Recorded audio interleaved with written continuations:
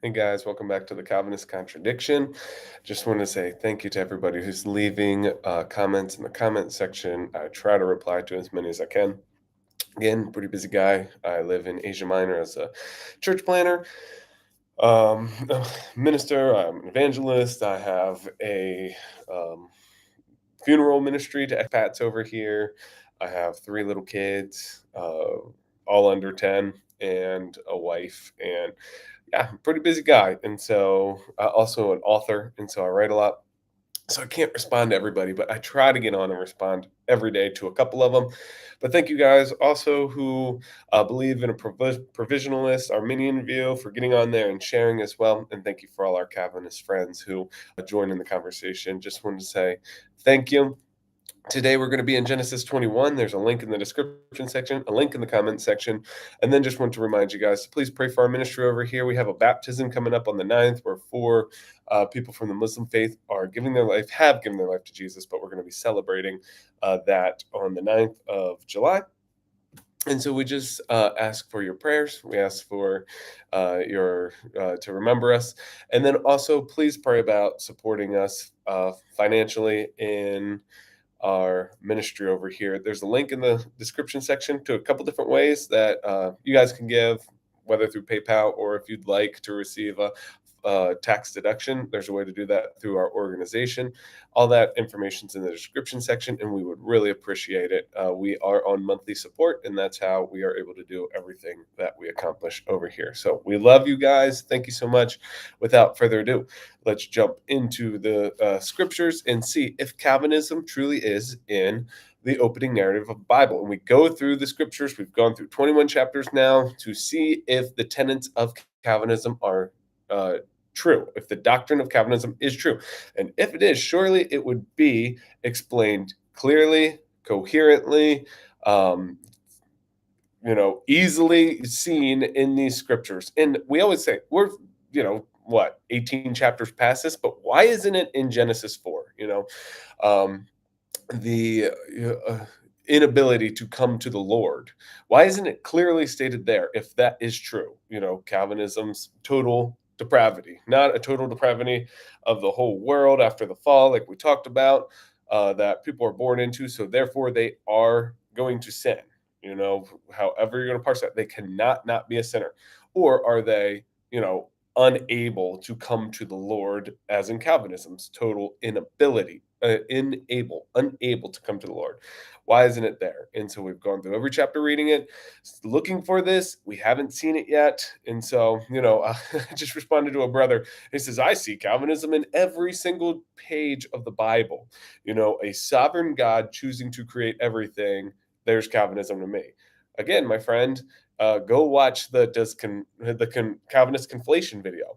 That's why I did the first one. Does sovereignty equal meticulous control? No, in any sense or form. It doesn't mean that in colloquial language. It doesn't mean that in biblical theology. Only in Calvinistic theology is you're conflating two concepts, okay? Sovereignty, which does not mean meticulous control, and then meticulous control, and you squish them together, and then you say the sovereign God. The sovereign God deciding to create everything, every single Christian would be like, yes. A sovereign God creating to do everything, including sin? No. And then the same brother, he went on and said, well, nobody believes this but you, that God makes him sin. No, actually, Piper, MacArthur, John Calvin himself, you know, these guys are saying that. So it's not just me. And so I'm not maligning, but let's jump in here. And then this is Genesis 21. You can hop on in the comment section, in the description section. And it's, then the Lord took note of Sarah as he had said, and the Lord did for Sarah as he had promised. So Sarah conceived and born a son to Abraham in his old age, and at the appointed time of which God had spoken to him. So a year later, that's what he said.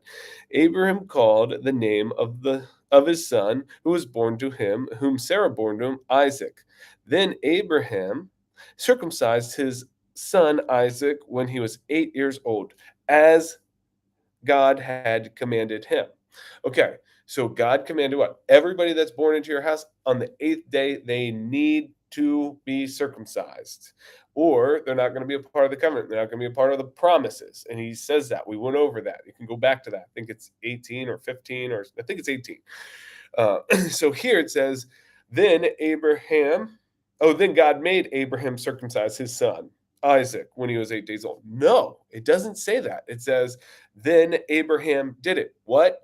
If you do this, then they'll be a part of the covenant and they'll be blessed, right? He has to do this action, and then that puts them into the family of God, the limited family of God here. And then they'll receive God's blessings. If he doesn't do it, he won't be blessed. It literally says that. That's the commandment of God. It's not a meticulous control. They could have put that in there.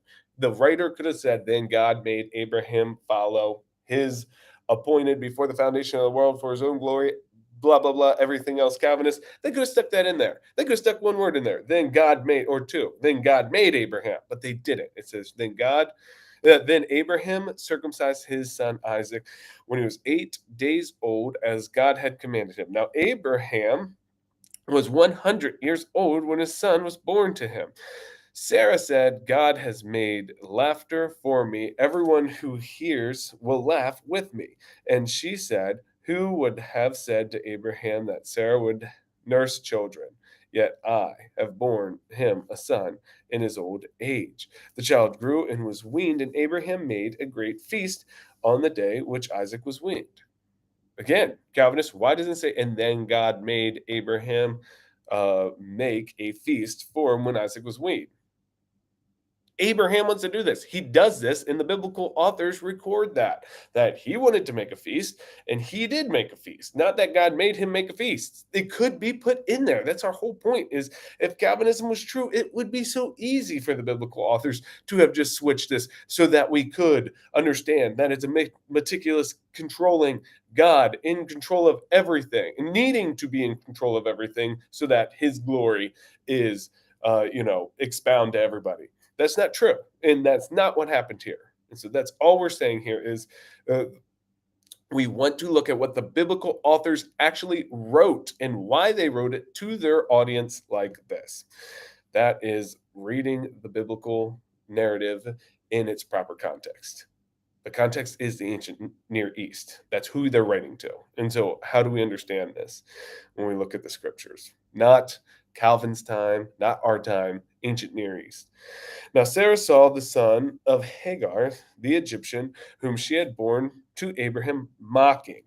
Who was mocking? God was making him mock Isaac, we would suppose here, right? He's mocking Sarah or Isaac. So, God, in the Calvinistic worldview, is making Abraham's son, Ishmael, mock whoever he's mocking here. Is that how we're supposed to interpret this? Or is Ishmael mocking, and then Sarah sees, and now we're going to read this. Therefore, she said to Abraham, drive out this maid and her son, for the son of this maid shall not be heir with my son Isaac. Whose decision is this? Is this God's decision? God makes Ishmael mock, and then God makes Sarah get mad and kick them out of the house.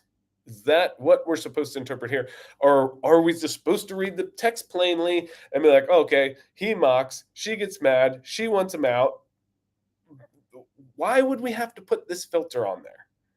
You see, I don't wear the Calvinist glasses when I read this. So I guess I'm not computing what was supposed to be there, which we haven't seen in the biblical narrative. So this is the important part. We never read anything that we're supposed to compute the scriptures in this way, but yet with Calvinist glasses, people already do that. And that's what I'm trying to say, is you're taking a theology from the thousands of years later, and then you're sticking it back onto there, which didn't come from you just naturally reading the scriptures. It can't. We read them, and there's no way that it was clearly, tenably, coherently taught from anywhere. So why would we interpret it like this? Or would we just read this, interpret it like we interpret any other book, any other where, any other place? That is our whole point here, is that why would we do this?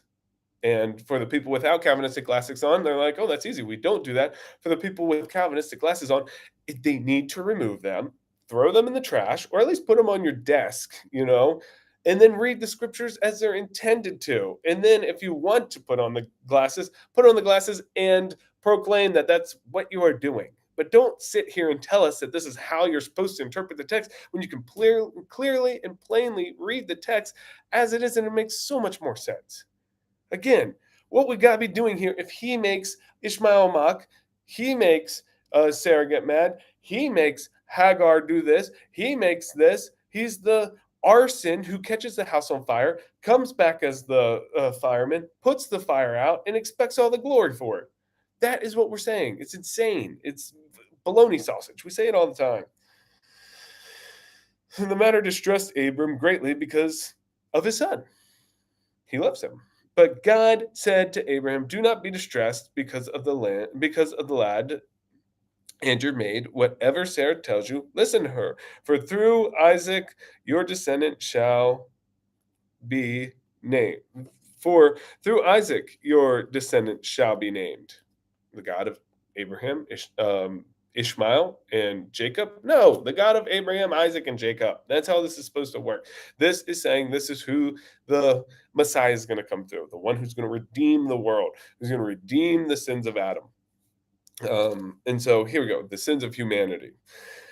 And so what are we supposed to think from this text? Again, that do not be distressed. I made you distressed. Now do not be distressed. The arson, again, this ridiculous theology places on there, and you just get stuck in the name of this channel, the Calvinist contradiction. It makes no apparent sense. It makes no sense whatsoever. And we're saying it's because it's not supposed to be read this way. Just take this freaking glasses off, and then you'll see it clearly. Abraham gets distressed because he loves his son Ishmael. He did this back in 18. Just bless this boy. Let the Messiah come through this boy. And he says, no, through Sarah, the one will come. The promised one will come. Your descendants will be named through this one. So he's saying, don't be distressed because you're distressed, not because of me. I'm telling you now, don't be distressed because of me. Do you understand? You're distressed because of me in the Calvinistic worldview. Now, don't be distressed because of me. Or you're distressed not because of me. Now, please, don't be distressed because of me. Trust in me. Makes so much sense. Now, of the son of the maid, I will make a nation also, because he is your descendant. So Abraham rose early in the morning and took bread and a skin of water and gave them to Hagar, putting them on her shoulder, and gave her the boy and sent her away. And she departed and wandered about in the wilderness of Bathsheba. We've talked about this a lot. This is a theme, going out into the wilderness now. When the water in the skin was used up, she left the boy uh, under one of the bushes, and then she went and sat down opposite of him, about a bow shot away, and she said, "Do not let me see the boy die." And she sat opposite of him and lifted up her voice and wept. God heard the lad crying, and the angel of God called to Hagar from heaven and said to her, "What is the matter with you, Hagar? Do not fear, for God has heard the voice of the lad where he is. Arise, lift up the lad and hold him by the hand, and I will make a great nation of him." Then God opened her eyes, and she saw a well of water, and went and filled the skin with the water and gave the lad a drink. Okay, so uh, he's telling her what to do. Go lift up the lad and hold his hand. I'm going to make him a great nation. And then he opened. So here we go. We see the biblical author putting this crucial piece of information. God opens her eyes. So they include that in the text so we can say God actually did that. And then she could see the well. Now, what it doesn't say in here is that God, God made them use up all the water. God made her sit the boy a bow shot away. God made Hagar say, cry and lift her voice up. God made Hagar rise and lift up the lad and hold him by the hand. And God, all these things that God made. It doesn't say that. But what does it say? I will make him. Do you see how this is what I'm trying to say is the word is in there. We've gone over this a lot. When God wants to do something, when he is doing something, when he is performing something, they put that in the text. You're not supposed to just read that into the text every other place, as I have demonstrated over and over, i.e., Calvinism is baloney sausage because you're putting things back into the text that aren't there. That's what we keep saying. So get rid of this false theology and let's read it as it should be. God did what? He will make this lad a nation. God did what? He did open her eyes. God did not do what? Make her stand up, make her hold his hand, make whatever it is. There is do this and this will happen. It doesn't say free will right here. It is implying free will right here. That's what's going on. And so God was with the lad, and he grew, and he lived in the wilderness, became an archer, and he lived in the wilderness of Paran with his mother, and took a wife from for him from, and his mother took a wife for him from the land of Egypt. That's where she's from. And now it came about that at the time that Abimelech and Pekol, I think, the commander of his army, spoke to Abraham, saying, God is with you in all that you do. And now, therefore, swear to me by God that you will not deal falsely with me, or with my offspring, or with my prosperity, or pros I guess, is with his descendants. But according to the kindness that I have shown you, you shall show me to the land and to the land which you have sojourned. Abraham said, I swear. So, okay, you swear to me. No, you swear to God that you won't do these things to me.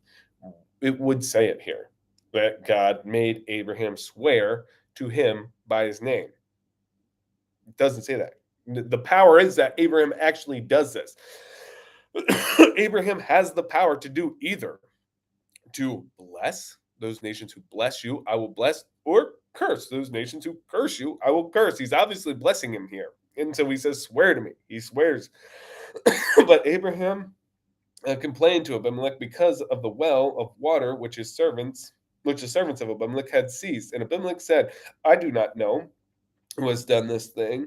You did not tell me, nor did I hear of it until today. But in the Calvinist worldview, that's supposed to be God actually did that to Abraham to, make him mad and to make this happen, and for his own glory, he is a pain in Abraham's butt for some reason, even though the text never clearly or states that in any way that we're even supposed to think that.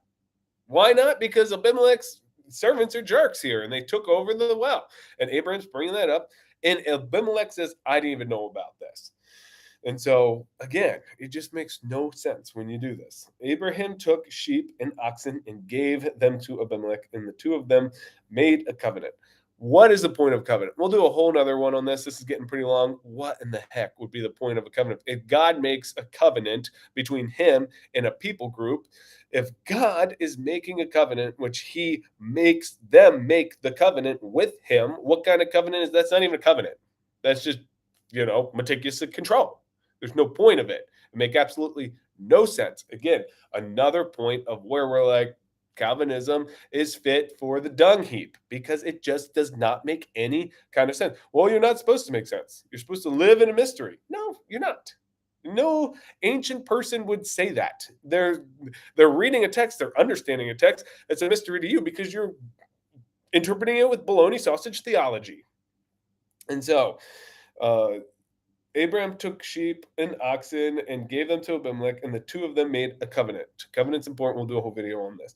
And then Abraham set 7 ewe lambs of the flock by themselves. And Abimelech said to Abraham, what do these 7 ewe lambs mean, which you have set by themselves? And he said, you shall take these 7 ewe lambs by my hand, so that it may be a witness to me that I dug this well. Therefore, he called that place Beersheba, because there the two of them took an oath. There, God made the two of them make an oath in Calvinistic perspective.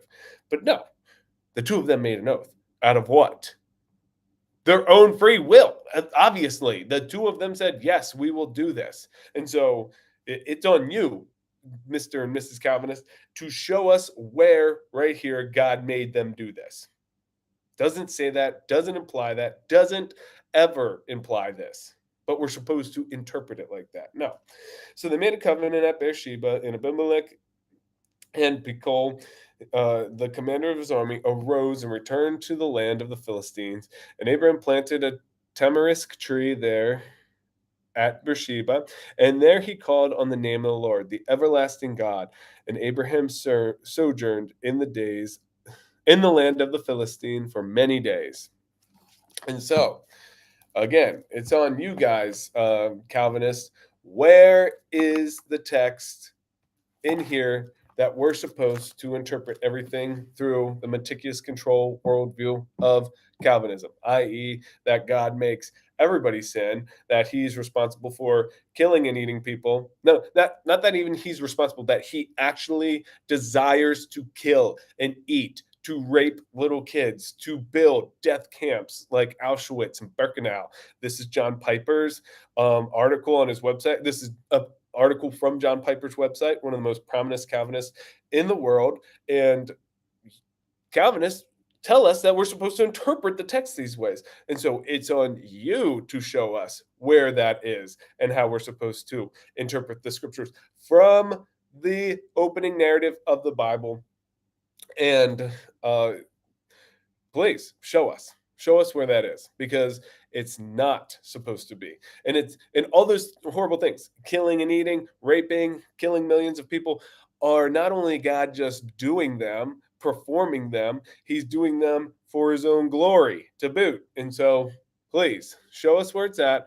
We love you. We love you, Calvinists, even though we're harsh on you. We are just saying it's because you hold an untenable um, theology that is not from the Bible. So you should really, really, take account of what you're actually telling people to do, and then prove it if you are going to take the pill, grit it, swallow it, and live within the Calvinist contradiction. Love you guys. We'll talk to you soon.